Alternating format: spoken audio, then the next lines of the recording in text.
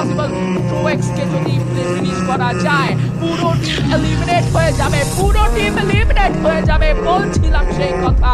পুরো team I guess yes eliminate হয়ে গেছে। রাইট নাও আমরা জারা ভার্সেস টপ 1 দের ফাইট দেখো।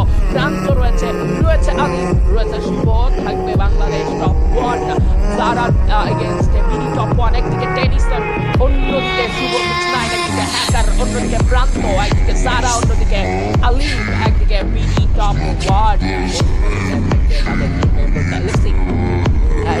বাংলাদেশ টপ 1 জোন সার্কেলের বাইরে এসেছে। এই জায়গাগুলোতে বেশি টপ 1 যে জোন সার্কেলের বাইরে অতিরিক্ত সময় নিয়ে ফেলে, এটা কিন্তু অনেক সময় বিপদে ফেলে যায় তাদেরকে। বিডি টপ 1 কে একটু বুঝে শুনে ম্যাচটা বের করতে হবে। ড্যামেজ করা হচ্ছে, সামনে থাকা বিকেলটাকে ব্লাস্ট করা ট্রাই, বিকেলটা যদি ব্লাস্ট করা যায় 16 কলা পূর্ণ হবে সেই জায়গায়। ইয়াস একটা নক রেখেছেন বিডি টপ 1 উইথ এসি 80। ভাই এটাই তো শান্তি, এটাই তো ভালো লাগার জায়গা যে বাংলাদেশ টপ 1 রাজ ভাই আমার ফেভারিট ওয়েপন দিয়ে খেলতেছে ভাই।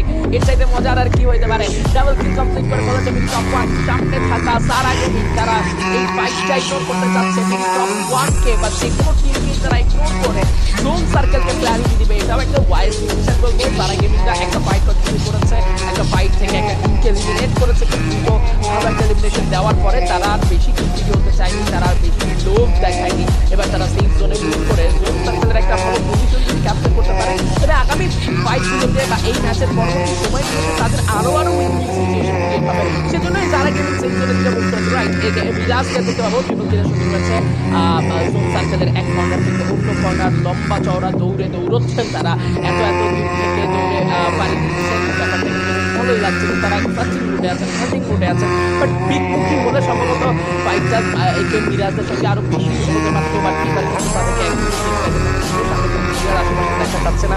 ক্লক টাওয়ার এখন পর্যন্ত পুরোটাই ফাঁকা রয়েছে। ক্লক টাওয়ারে এন্ট্রি হতে পারে হ্যাঙ্গাল কিংবা ডিনাম ভিলেজ এরিয়া থেকে, হ্যাঙ্গাল ডিনাম ভিলেজ অথবা সাইড থেকে, আর কিন্তু এই ক্লক টাওয়ারে এগিয়ে আসতে পারে। সো ক্লক টাওয়ার এখন একটু স্বাভাবিক থাকলেও কিছুক্ষণের মধ্যে কিন্তু এই জায়গাটাতে কিন্তু আরো কিছু টিমের এন্ট্রি হতে পারে। এখানে মিরাজদেরকে সেভাবেই পজিশন, সেভাবেই কিন্তু বানানো উচিত পজিশন, এবং নেক্সট রোটেশনটা কেমন হবে সেটা নিয়েও কিন্তু